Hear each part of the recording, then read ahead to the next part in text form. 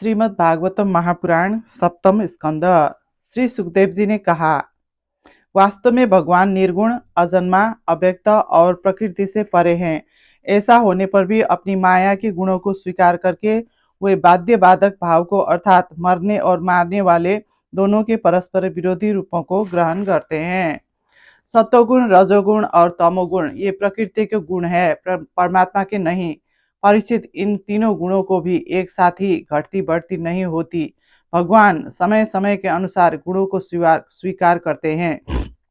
सत्वगुण की वृद्धि के समय देवता और ऋषियों का, रजोगुण की वृद्धि के समय दैत्यों का और तमोगुण की वृद्धि के समय वे यक्ष एवं राक्षसों को अपनाते और उनका अभ्युदय करते हैं। जैसे व्यापक अग्नि, काष्ठ आदि भिन्न भिन्न आश्रयों में रहने पर भी उनसे अलग नहीं जान पड़ती, परंतु मंथन करने पर वह प्रकट हो जाती है। वैसे ही परमात्मा सभी शरीर में रहते हैं, अलग नहीं जान पड़ते, परंतु विचारशील पुरुष हृदय मंथन करके उनके अतिरिक्त सभी वस्तुओं का बाध करके अंततः अपने हृदय में ही अंतर्यामी रूप से उन्हें प्राप्त कर लेते हैं।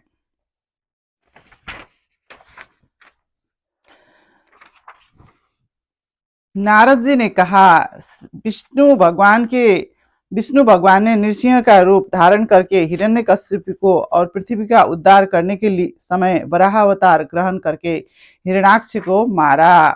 हिरण्यकश्यप ने अपने पुत्र प्रहलाद को भगवत प्रेमी होने के कारण मार डालना चाहा और इसके लिए उन्हें बहुत सी यातनाएं दी, परंतु प्रहलाद सर्वात्मा भगवान के परम प्रिय हो चुके थे, समदर्शी हो चुके थे। उनके हृदय में अटल शांति थी। भगवान के प्रभाव से वे सुरक्षित थे, इसलिए तरह तरह से चेष्टा करने पर भी हिरण्यकशिपु उनको मार डालने में समर्थ न हुआ।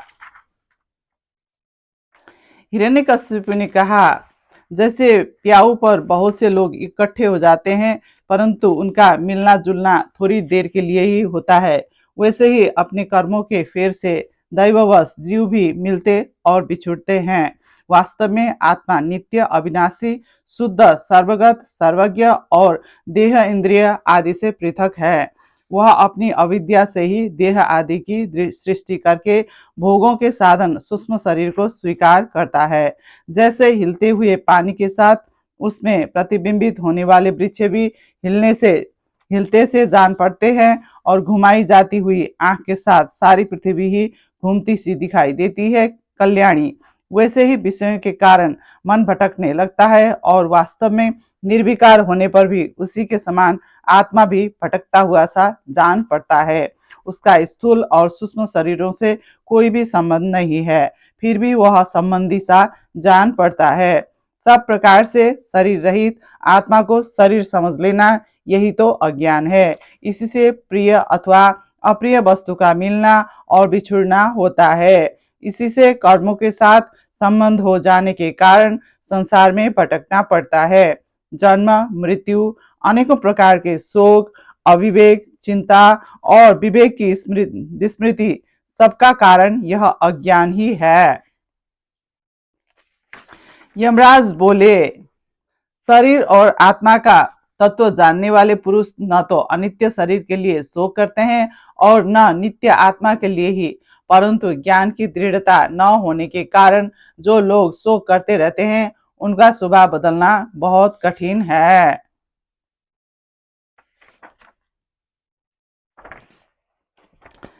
नारद जी कहते हैं, एक दिन हिरण्यकशिपु ने अपने पुत्र प्रहलाद को बड़े प्रेम से गोद में लेकर पूछा, बेटा बताओ तो सही, तुम्हें कौन सी बात अच्छी लगती है। प्रहलाद ने कहा, पिताजी, संसार के प्राणी मैं और मेरे के झूठे आग्रह में पड़कर सदा ही अत्यंत उद्विग्न रहते हैं। ऐसे प्राणियों के लिए मैं यही ठीक समझता हूँ कि वे अपने अधपतन के मूल कारण घास के ढके हुए अंधेरे कुएं के समान इस घर को छोड़कर वन में चले जाएं और भगवान श्रीहरि की शरण ग्रहण करें। प्रहलाद जी ने कहा, जिन मनुष्यों की बुद्धि मोह से ग्रस्त हो रही है उन्हीं को भगवान की माया से यह झूठा दुराग्रह होता देखा गया है कि यह अपना है और यह पराया। उन मायापति भगवान को मैं नमस्कार करता हूँ। वे भगवान ही जब कृपा करते हैं तब मनुष्यों की पाशविक बुद्धि नष्ट होती है। इस पशु बुद्धि के कारण ही तो यह मैं हूँ और यह मुझसे भिन्न है, इस प्रकार का झूठा भेदभाव पैदा होता है। हिरण्यकश्यप ने कहा, चिरंजीवी बेटा प्रहलाद, इतने दिनों में तुमने गुरुजी से जो शिक्षा प्राप्त की है उनमें से कोई अच्छी सी बात हमें सुनाओ। प्रहलाद जी ने कहा, पिताजी, विष्णु भगवान की भक्ति के 9 भेद हैं। भगवान के गुण, लीला, नाम आदि का श्रवण, उन्हीं का कीर्तन, उनके रूप नाम आदि का स्मरण, उनके चरणों की सेवा, पूजा अर्चा, बंधन, दास्य, सख्य और आत्मनिवेदन। यदि भगवान के प्रति समर्पण के भाव से यह 9 प्रकार की भक्ति की जाए तो मैं उसी को उत्तम अध्ययन समझता हूँ। प्रहलाद जी ने कहा, जिनकी बुद्धि भगवान के चरण कमलों का स्पर्श कर लेती है उनके जन्म मृत्यु रूप अनर्थ का सर्वनाश हो जाता है। प्रहलाद जी ने कहा, मित्रों, इस संसार में मनुष्य जन्म बड़ा दुर्लभ है। इसके द्वारा अविनाशी परमात्मा की प्राप्ति हो सकती है, परंतु पता नहीं कब इसका अंत हो जाए। इसलिए बुद्धिमान पुरुष को बुढ़ापे या जवानी के भरोसे न रहकर बचपन में ही भगवान की प्राप्ति कराने वाले साधना का अनुष्ठान कर लेना चाहिए। इस मनुष्य जन्म में श्री भगवान के चरणों की शरण लेना ही जीव की एकमात्र सफलता है। मनुष्य की पूरी आयु 100 वर्ष की है। जिन्होंने अपनी इंद्रियों को बस में नहीं कर लिया उनकी आयु का आधा हिस्सा तो यूं ही बीत जाता है, क्योंकि वे रात में घोर तमोगुण अज्ञान से ग्रस्त होकर सोते रहते हैं। बचपन में उन्हें अपने हित अहित का ज्ञान नहीं रहता। कुछ बड़े होने पर कुमार अवस्था में वे खेल कूद में लग जाते हैं। इस प्रकार 20 वर्ष का तो पता ही नहीं चलता। जब बुढ़ापा शरीर को ग्रस लेता है तब अंत के 20 वर्षों में कुछ करने धरने की शक्ति ही नहीं रह जाती। रह गई बीच की कुछ थोड़ी सी आयु, उसमें कभी न पूरी होने वाली बड़ी बड़ी कामनाएं हैं, बलात् पकड़ रखने वाले मोह है और घर द्वार की वह आसक्ति है, जिससे जीव इतना उलझ जाता है कि उसे कुछ कर्तव्य अकर्तव्य का ज्ञान ही नहीं रहता। इस प्रकार बची खुची आयु भी हाथ से निकल जाती है। जो जननेन्द्रिय और रसनेन्द्रिय के सुखों को ही सर्वस्व मान बैठता है, जिसकी भोग वासनाएं कभी तृप्त नहीं होती, जो लोभवश कर्म पर कर्म करता हुआ रेशम के कीड़े की तरह अपने को और भी कड़े बंधन में जकड़ता जा रहा है और जिसके मोह की कोई सीमा नहीं है, वह उनसे किस प्रकार विरक्त हो सकता है और कैसे उनका त्याग कर सकता है।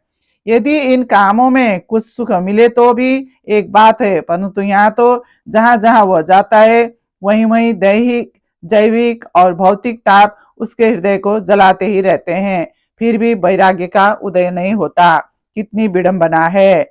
कुटुंब की ममता के फेर में पड़कर वह इतना असावधान हो जाता है, उसका मन धन के चिंतन से सदा इतना लवलीन रहता है कि वह दूसरे का धन चुराने का लौकिक पारलौकिक दोषों को जानता हुआ भी कामनाओं को बस में न कर सकने के कारण इंद्रियों के भोग की लालसा से चोरी कर ही बैठता है।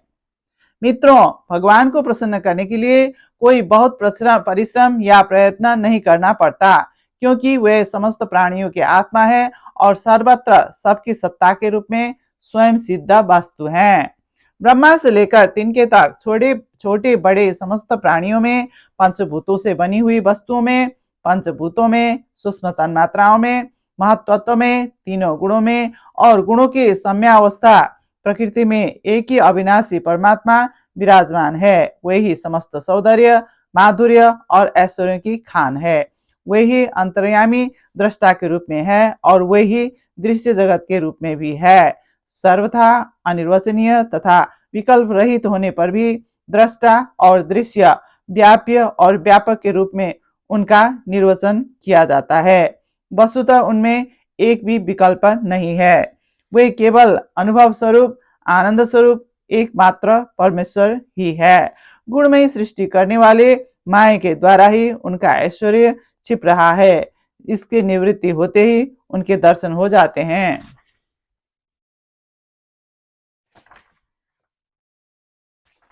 नारद जी ने कहा,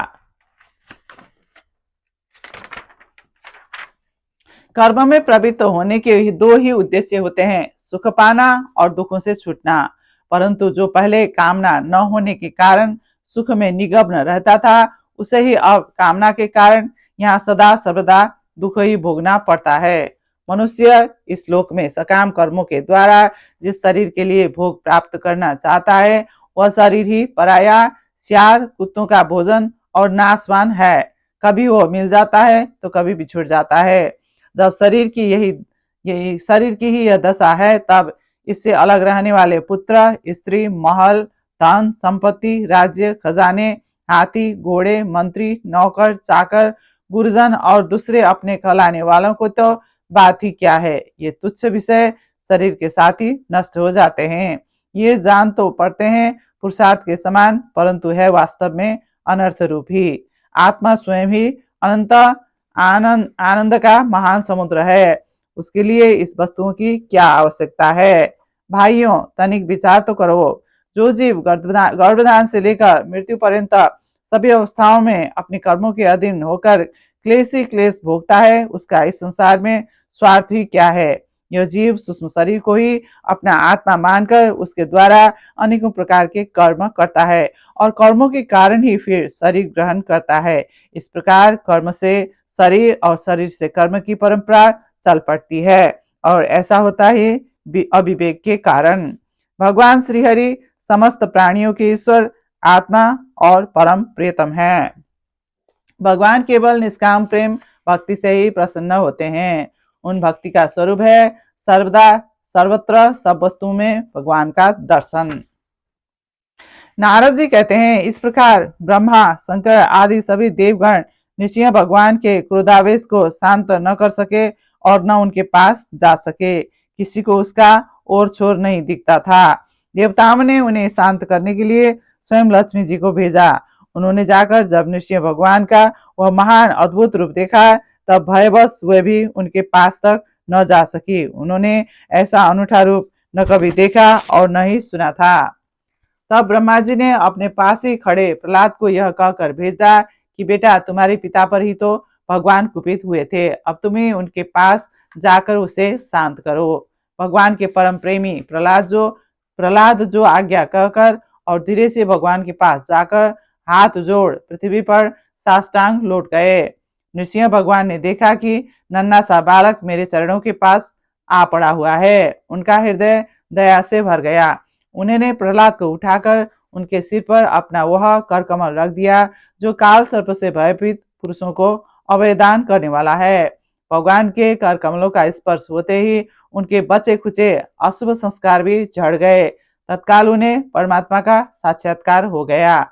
उन्होंने बड़े प्रेम और आनंद में मग्न होकर भगवान के चरण कमलों को अपने हृदय में धारण किया। उस समय उसका सारा शरीर पुलकित हो गया। हृदय में प्रेम की धारा प्रभावित होने लगी और नेत्रों से आनंदाश्रु चढ़ने लगे। प्रहलाद जी भावपूर्ण हृदय और निर्निमेष नयनों से भगवान को देख रहे थे। भाव समाधि से स्वयं एकाग्र हुए मन के द्वारा उन्होंने भगवान के गुणों का चिंतन करते हुए प्रेम गदगद वाणी से स्तुति की।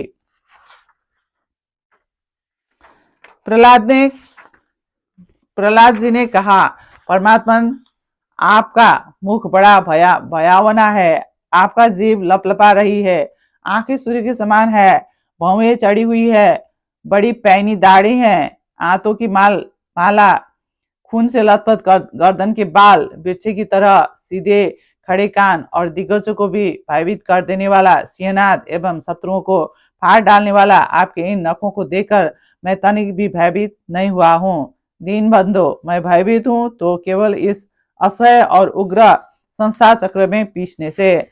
मैं अपने कर्म पाशु से बचकर इन भयंकर जंतुओं के बीच में डाल दिया गया हूँ। मेरे स्वामी, आप प्रसन्न होकर मुझे कब अपने उन चरण कमलों में बुलाएंगे जो समस्त जीवों की एकमात्र शरण और मोक्ष रूप है। अनंत मैं जिन जिन योनियों में गया, उन सभी योनियों में प्रिय के वियोग और अप्रिय के संयोग से होने वाले शोक की आग में झुलसता रहा। उन दुखों को मिटाने की जो दवा है वह भी दुख रूप ही है। मैं न जाने कब से अपने से अतिरिक्त वस्तुओं को आत्मा समझकर इधर उधर भटक रहा हूँ। अब आप ऐसा साधन बतलाइए जिससे कि आपकी सेवा भक्ति प्राप्त कर सकूं। विषय भोग की बातें सुनने में ही अच्छा लगती है। वास्तव में वे मृग तृष्णा के जल के समान नितांत असत्य है, और यह शरीर भी उससे वे भोग जिससे वे भोग भोगे जाते हैं अगणित रोगों का उद्गम स्थान है। कहाँ वे मिथ्या विषय भोग और कहाँ यह रोग युक्त शरीर। इन दोनों की क्षणभंगुरता और असारता जानकर भी मनुष्य इनसे विरक्त नहीं होता। वह कठिनाई से प्राप्त होने वाले भोग के नन्हे नन्हे मधु बिंदुओं से अपनी कामना की आग बुझाने की चेष्टा करता है। प्रभु, कहाँ तो इस तमोगुणी असुर वंश में रजोगुण से उत्पन्न हुआ मैं, और कहाँ आपकी अनंत कृपा। धन्य है आपने अपना परम प्रसाद स्वरूप एक सकल संतापहारी वह कर कमल मेरे सिर पर रखा है, जिसे आपने ब्रह्मा, शंकर और लक्ष्मी जी के सिर पर भी कभी नहीं रखा। दूसरे संसारी जीवों के समान आप में छोटे बड़े का भेदभाव नहीं है, क्योंकि आप सबके आत्मा और अकारण प्रेमी है। फिर भी कल्प वृक्ष के समान आपका कृपा प्रसाद भी सेवन भजन से ही प्राप्त होता है। सेवा के अनुसार ही जीवों पर आपकी कृपा का उदय होता है। उनमें जातिगत उच्चता या नीचता कारण नहीं है। भगवान, यह संसार एक ऐसा अंधेरा कुआं है जिसमें काल रूप सर्प डसने के लिए सदा तैयार रहता है। विषय भोगों की इच्छा वाले पुरुष उसी में गिरे हुए हैं। मैं भी संगवश उनके पीछे उसी में गिरने जा रहा था, परंतु भगवान देवर्षि नारद ने मुझे अपनाकर बचा लिया। वैकुंठनाथ, मेरे मन की बड़ी दुर्दशा है। वह पाप वासनाओं से कलुषित ही है, स्वयं भी अत्यंत दुष्ट है। वह प्राय ही कामनाओं के कारण आतुर रहता है और हर्ष, शोक, भय एवं लोक परलोक, धन, पत्नी, पुत्र आदि की चिंताओं से व्याकुल रहता है। इसे आपकी लीला कथाओं में तो रस नहीं मिलता, इसके मारे मैं दीन हो रहा हूँ। ऐसे मन से मैं आपके स्वरूप का चिंतन कैसे करूं? अच्युत, यह कभी न अघाने वाली जीव मुझे स्वादिष्ट रसों की ओर खींचती रहती है। जननेन्द्रिय सुंदरी स्त्री की ओर, त्वचा सुकोमल स्पर्श की ओर, पेट भोजन की ओर, कान मधुर संगीत की ओर, नासिका भीनी भीनी सुगंध की ओर, ये चपल नेत्र सौंदर्य की ओर मुझे खींचते रहते हैं। इनके सिवा कर्मेंद्रियां भी अपने अपने विषयों की ओर ले जाने को जोर लगाती ही रहती है।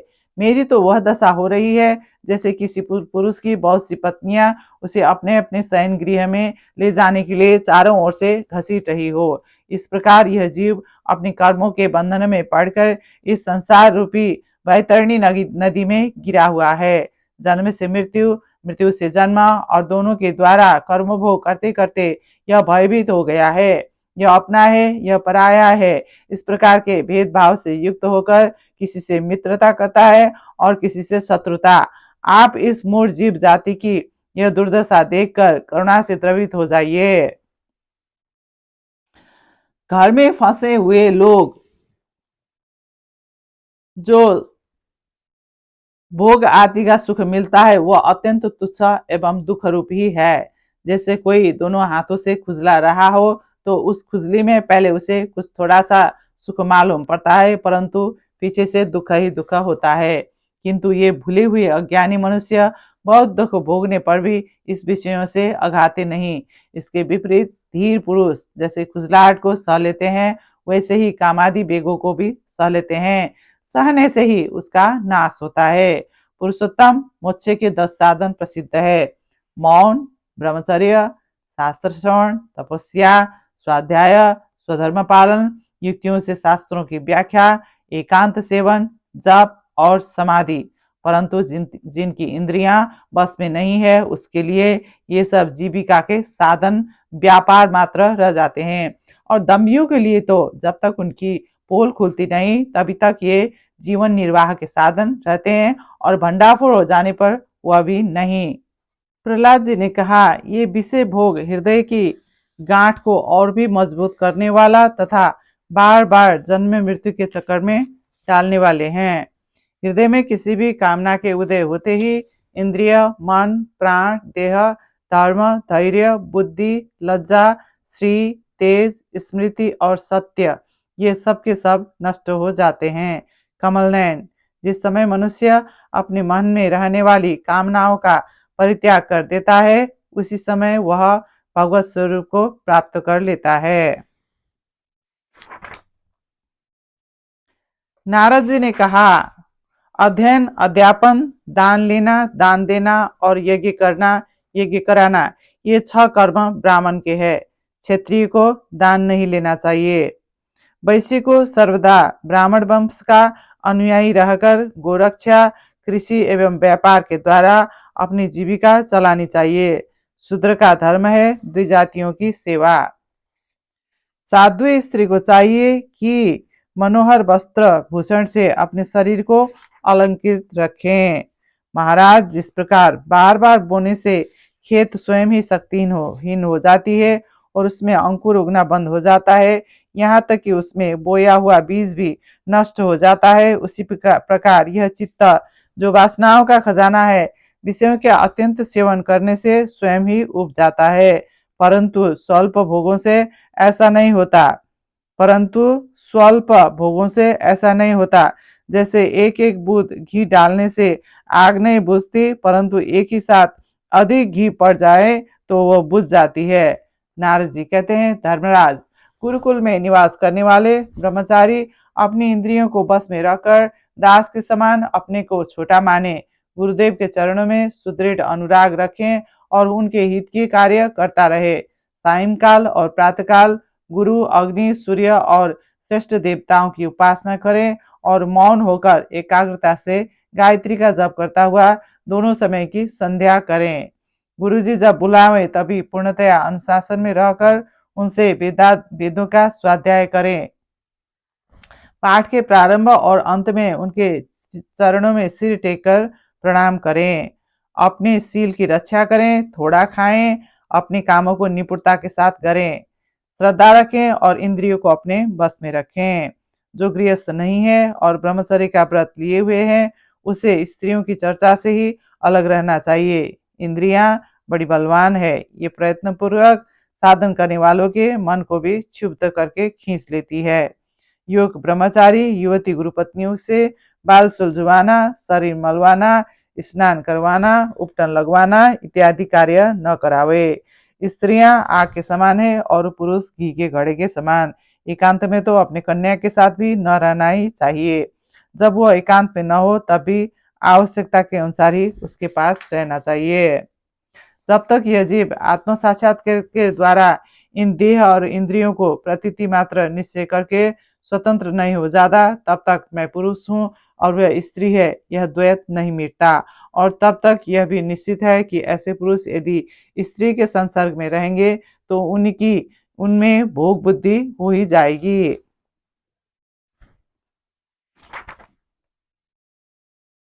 दत्तात्रेय जी ने कहा, प्रहलाद जी, तृष्णा एक ऐसी वस्तु है जो इच्छानुसार भोगों के प्राप्त होने पर भी पूरी नहीं होती। उसी के कारण जन्म मृत्यु के चक्कर में पटकना पड़ता है। तृष्णा ने मुझे न जाने कितने कर्म करवाए और उनके कारण न जाने कितनी योनियों में मुझे डाला। इससे पुण्य कर्म तो करें तो स्वर्ग, पाप करें तो पशु पक्षी आदि की योनि, निवृत्ति हो जाए तो मोक्ष और दोनों प्रकार के कर्म किए जाएं तो फिर मनुष्य योनि की ही प्राप्ति हो सकती है। सुख ही आत्मा का स्वरूप है। सुख ही आत्मा का स्वरूप है। मनुष्य सर्वदा शारीरिक, मानसिक आदि दुखों से आक्रांत ही रहता है। मरणशील तो है ही, यदि उनके बड़े श्रम और कष्ट से कुछ धन और भोग प्राप्त कर भी लिया तो क्या लाभ है। इस लोक में मेरे सबसे बड़े गुरु हैं मधुमक्खी और अजगर। उनकी शिक्षा से हमें वैराग्य और संतोष की प्राप्ति हुई। मधुमक्खी जैसे मधु इकट्ठा करती है, वैसे ही लोग बड़े कष्ट से धन संचय करते हैं, परंतु दूसरा ही उसके धन राशि के स्वामी को मारकर उसे छीन लेता है। इसी से मैंने यह शिक्षा ग्रहण की कि विषय भोगों से विरक्त ही रहना चाहिए। नारद जी कहते हैं, जो सुख अपने आत्मा में रमण करने वाले निष्क्रिय संतोषी पुरुष को मिलता है, वह उस मनुष्य को भला कैसे मिल सकता है जो कामना और लोभ से धन के लिए हाय हाय करता हुआ इधर उधर दौड़ता फिरता है। जैसे पैरों में जूता पहनकर चलने वालों को कंकड़ और कांटों से कोई डर नहीं होता, वैसे ही जिसके मन में संतोष है उसके लिए सर्वदा और सब कहीं सुख ही सुख है, दुख है ही नहीं। रसनेन्द्रिय और जन्नेन्द्रिय के फेट में पड़कर यह बेचारा घर की चौकसी करने वाले कुत्तों के समान हो जाता है। मनुष्य पृथ्वी की समस्त दिशाओं को जीत ले और भोग ले, तब भी लोभ का अंत नहीं होता। आदि भौतिक दुख को दया के द्वारा, आदि दैविक वेदना को समाधि के द्वारा और आध्यात्मिक दुख को योग बल से एवं निद्रा को सात्विक भोजन, स्थान, संग आदि के सेवन से जीत लेना चाहिए। शास्त्रों में जितने भी नियम संबंधी आदेश है, उनका एकमात्र तात्पर्य यही है कि काम, क्रोध, लोभ, मोह, मद और मत्सर इन 6 शत्रुओं पर विजय प्राप्त कर ली जाए, अथवा 5 इंद्रिय और मन ये 6 बस में हो जाए। ऐसा होने पर भी यदि उन नियमों के द्वारा भगवान के ध्यान, चिंतन आदि की प्राप्ति नहीं होती, तो उन्हें केवल श्रम ही श्रम समझना चाहिए। सप्तम स्कंद समाप्त।